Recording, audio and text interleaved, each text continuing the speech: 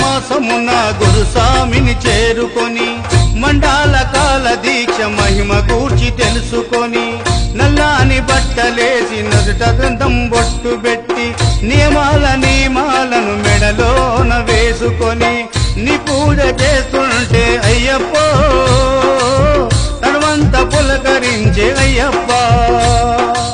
నీ పూజ చేస్తుంటే అయ్యప్పో తనవంత పులకరించే అయ్యప్ప నా స్వామి అయ్యప్పో ఓ స్వామి అయ్యప్ప నా స్వామి అయ్యప్పో